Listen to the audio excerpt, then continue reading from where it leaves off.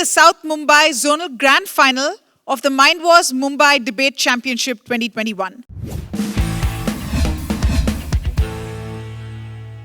The motion before the floor for the Grand Final reads as follows. Society should not glorify hard work and should rather emphasize more leisure, smart work, the role played by luck and privilege in success, etc. Examples of hard work glorification include glorifying preparing for entrance exams from a really early age, glorifying being a workaholic in a company, hard work culture in Japan and Korea, presenting people's success as an exclusive outcome of their hard work, etc. Speaking in favor of the motion, we have Anuja Randeri from Jasuben ML School. And speaking against, we have Kamya Karthikeyan from Navy Children's School.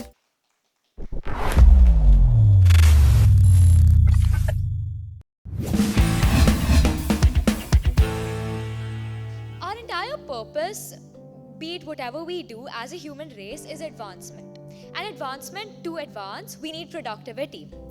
Productivity involves making the most of our time, using less time and doing more things. And for this reason, and to reduce problems related to failure, I believe that smart work is a lot more beneficial than hard work. Let me give you an example about productivity. When you go to school, you see two types of people when they are studying for exams. There is one type of person who works the night, pulls an all-nighter before the exam, studies a lot, revises a lot, shows up for the exam and gets 99%. And then there is the other type of person who takes breaks, doesn't take an all-nighter, understands the value of sleep, instead finishes studying in 5 hours by using productivity techniques, by taking breaks every 5 minutes, and they also get 99%. Now, who would you say was more efficient? The person who took less time, right? Because with that extra time, they could do so many other things. They could be playing the piano, they could be doing art, they could be pursuing other hobbies. So, these people are working smart. They are making the most of their time, using the rest of the time for other things, and they are not under the societal pressure which forces them to only use brute force to get success. The other people are working hard, and we all know the result of this. A great example is the overworking culture in Japan.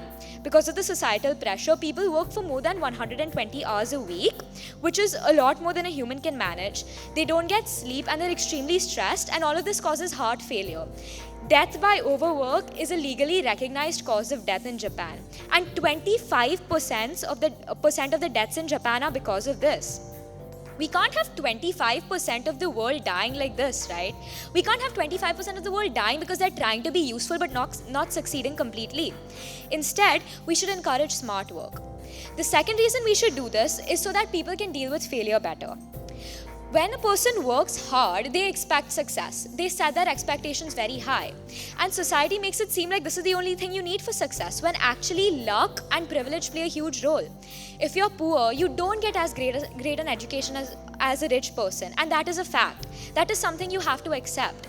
So if you don't make it as far as the smarter person, it's not because you did not work hard. It's simply because you did not have the resources to do so. In these cases, failure should be dealt with. You should accept that it is what happened, and you learn. They should learn to enjoy the journey, which does not happen when society forces hard work upon people. However, when society enforces smart work upon people, people don't waste time. They'll take 5 hours to prepare for something. If they fail, they know that all that time wasn't wasted. They had that other time to play the piano, and they'll probably get a career in that in the future. They have not wasted their life. This causes regret minimization, which is extremely important because regret kills people from the inside. It makes them feel like failures. Now, why encourage this in society? Because most people do things because of societal pressure, because of the fear of rejection. So when we encourage smart work in society, the fear of rejection becomes the fear of being rejected when you overwork yourself, and so people don't do this as often. In short, productivity maximization and regret minimization are more useful than putting effort blindly into something, and so smart work is undoubtedly better than hard work. Thank you. Hard work is the key to success. This is the thought that humans have been raised with since millennia, and it is absolutely right even today. The conceptualization of the term hard work and what it involves may have evolved over time, but it is still hard work at the end of the day which leads us to success. The proposition had stated that in the present day, it is people who become successful who only follow smart work. But they miss realizing that amongst those are the so-called people who they miss realizing that among those doing the so-called smart work are the people who are working the hardest. These people are the ones who are going to hit glory. So is glorifying hard work really that wrong? I will prove otherwise by contradicting their understanding of the roles of smart work, leisure, luck and privilege with the following arguments. Firstly, to be able to work smart, one needs to acquire knowledge, gather resources and implement actions. None of these are going to be available on a platter, and it is only hard work and perseverance that is going to equip somebody to do smart work. And by the way, those who do smart work expect others under them to do the hard work. And this base formed by hard work provides the pillar to the perceived smart work. So, encouraging hard work as a core value in all individuals is the biggest catalyst for growth and development in this world. For man has set foot on the moon only to the credit of hundreds and thousands of hours spent by researchers of this field and not by people slacking off. Leisure can only be enjoyed when it is the fruit of hard work.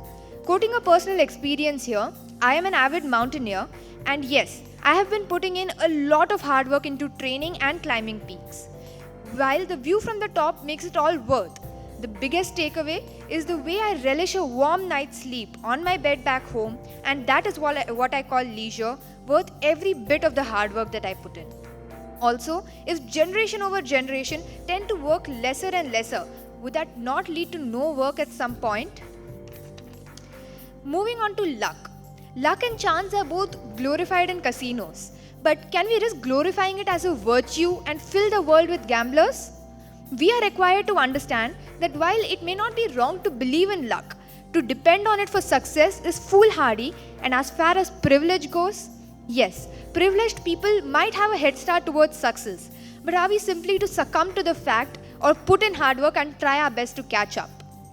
People glorify hard work because it's not the only factor, but is the single most important factor or element to achieve greatness. Without working hard, a person is consciously reducing their chance to achieve their goal. How can a person expect results if they didn't even work hard for it? It's silly, right? Take an example of any of the professional athletes or Fortune 500 company CEOs or any person who is at the top of their career. They all have one common attribute to their personality: hard work. In today's fast-paced world, competition is getting tougher by the minute, and it is only those who work hard who can stand out as special. To conclude, working smart doesn't mean working less. It means working hard on what truly matters. And leisure is peaceful only when earned as a reward for one's hard work. As for luck, as Thomas Jefferson would put it, I am a great believer of luck, and I find that the harder I work, the more I have of it. With this, I rest my case for the judges to decide, hard work or otherwise. Thank you. In all the examples you stated where people got somewhere by doing hard work, they were relishing the hard work, right? They were enjoying it and later having leisure. But when you encourage it in society, you make it something that people are burdened to do. They have to do it, they have no choice, or they face rejection, right? Now, when people are faced with this, there is unnecessary pressure on them, and that makes them consider the work hard instead of something that will give them a fruit of relief later. If a person was forced to climb a mountain, then they would find it tough, right? If you were forced to do that, you did it willingly, and that's why you liked it. That's why you liked the hard work. So, and you also mentioned later that working smart is working hard at what truly matters. But this is working smart, right? Not working hard. And if this is what makes a difference, then how can you say that encouraging hard work in society where people are pressured to do work, no matter whether they like it or not, is important? I think you and I had a bit of a different idea of what hard work really is. You were saying that hard work is something which, if implemented in society, would pressurize people to overwork themselves and to tire themselves to an extent where they stop enjoying or relishing what they're doing. But according to me, if we tell people that hard work is the way to go, we are just encouraging them to work hard and not to just sit back and think that things will happen on their own. I hope that answers your question. Anuja, I have a very simple question for you. Consider that a company is undergoing a recession and they need to fire a few people. Who do you think would be fired first? A person who has been really hardworking and has really put in a lot into the company's development, or a laid back, cool guy who's not done much work and left everything up to chance? The laid back cool guy who's not done anything, but not because he did not work hard, because he didn't accomplish much for the company. If that same guy, by being laid back and cool, had accomplished more for the company than the person who worked very hard, then of course they would sack the hardworking person, because at the end the result is what matters, right? So if you look at the result, then of course a person who is not as hardworking, who accomplishes the same result, wouldn't be fired just because the other person worked harder. Brilliant, both of you, really. I think we learned as much from listening to you as probably you did from preparing for it. One person wins, doesn't matter, both of you are exceptional. Let me ask a few questions from each of you. If you were to, say, build a new school, right? And the school could only have 1 hour of anything, right? You can slack off, doze, work very hard, create homework. And you have a constraint that you can design that hour to be about anything at all. What would you ask the kids to do? So over here you have to see what maximizes productivity, okay? If the kid is into dance, okay, then they can spend the hour dancing, encouraging themselves, pursuing what they want to pursue. If the kid is into science, they can go and watch science lectures on Khan Academy or something. They can do that. Over here, dozing wouldn't be right. That's not what I'm encouraging. Smart work means picking what would be productive. And since this would be productive, just doing this for 1 hour, not taking breaks, since that's the only time you have, that's what you would do in this case. Why is productivity important? Productivity is important because that's what we want to do as humans, advance, right? And to advance, you need to do the most in least time. That's the way you make the most discoveries, that's the way you help people the most, right? So that's why productivity is important. My question is for Kamya over here. I think both of the speeches agree, and her response as well also indicates that everyone does want to be productive, or at least feels like they should be productive, because that's how we build our perception of ourselves based on what other people think of us. So my question for you then is, people with mental health issues such as depression and anxiety are unfortunately not able to work 24/7 or not able to match up to the standards of hard work that society requires them to do. In that event, if they feel like they're being unproductive, isn't creating an idea that external factors exist, or that you can work smartly and also have a break, the better way to cater to these people so they also feel like they're being included and being productive within society? Of course, like I said in my definition of what hard work is, it is the maximum that a person can do in their own capability within their comfort zone, and not leaning back too much and giving way to leisure. It is what a person can do in their own capability. So if there is someone with a mental health disorder, then it is what they can do best within their ability and their specialization. Hi, so Anuja, I have a question for you. You've, I'd say, conveniently defined smart work as the work that needs to be done to achieve the goal, and it's hard to argue against that. But first, how does someone figure out how much work needs to be done to achieve the goal? Isn't the best way to do that to work hard and see what it takes? And second, how does one pick the goal in the first place? Because to me, I think that saying smart work means you accomplish one goal, and then you say mission accomplished and take rest. Whereas if you're in a hard work culture, then you achieve that goal and you say, okay, I'm done, I have more time. And so you set yourself an even more ambitious goal to push yourself forward. So could you answer both of those, and how a smart work framework exists outside of hard work? Okay, so your first question was about how you plan how much effort it will take to do a certain task, right? So we can think about consequences of things, okay? The studying thing is the simplest example of all.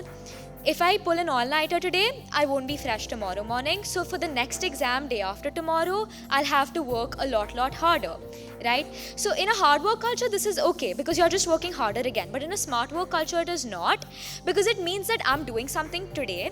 My goal is to score the maximum marks in all of those exams that I've taken, 5 days worth of exams. Okay, so I planned for today.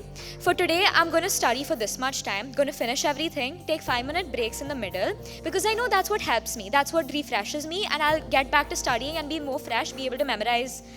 All our exams are about memorizing, that's what I'm saying, memorizing. Memorize the content better. But if I take the hard work approach, that means pull an all-nighter, forget about tomorrow. Tomorrow I'll have to work even harder, but today I'll work the most I can. So over here, you can easily predict, right, what's going to be the effect of hard work, what's going to be the effect of smart work. That's basically how you do it. Even if you want to be a dancer or something, I don't know much about dance, but you require a certain amount of training. You might need a certain amount of skills. So you keep practicing those skills. You know how much time and energy it'll take based on what you've done in the past. And based on that, you plan it now too. So setting your goal is of course a personal decision. If you want to specialize in a certain type of field, your goal will be to learn as much as you can about that. And if you see, when you say as much as you can, it doesn't have a limit, right? It just keeps going on and on and on and on. So smart work doesn't impede such goals. What about the goals where you have a limit? Well, you achieve those goals, but the other people around you are also smart workers. And smart work doesn't mean there's no competition, right? So you see that you are competitive because that's just how we get better and better as humans. We want to be better, right? So you aren't really impairing this by smart work, because what happens is you accomplish your current goal, everyone else also accomplishes it, now you move on to the next one. Hard work culture, this would work too, but you have to see the means of doing this, right? In that, you'll achieve a certain thing and then you will die because death of overwork. I mean, you'll not always die, but you'll exhaust yourself, you'll have burnouts. Over here, you won't always have that, and you'll keep being able to achieve and achieve and achieve because of the competition. To announce the results of the South Mumbai Zonal Final, I'd like to invite Utkarsh on stage.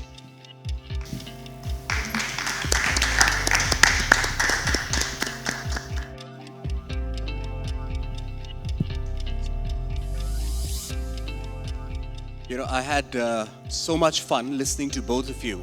And as the author of The Seductive Illusion of Hard Work, who works very hard, you know, I was really torn between picking what to do and how.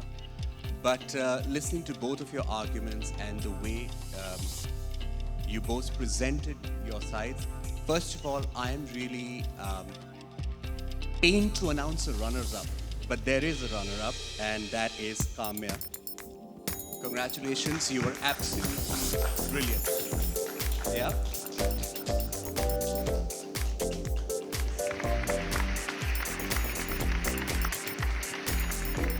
And the winner, by a slight margin, is Anuja. Congratulations. You were incredible, really inspired by the quality of your arguments. Thank you so much. I know we had a winner and loser for the zonal final, but that doesn't change the fact that both of you are going to the city final. So that's your chance to get it back from her, or your chance to keep it. So best of luck, both of you, and congratulations on coming this far.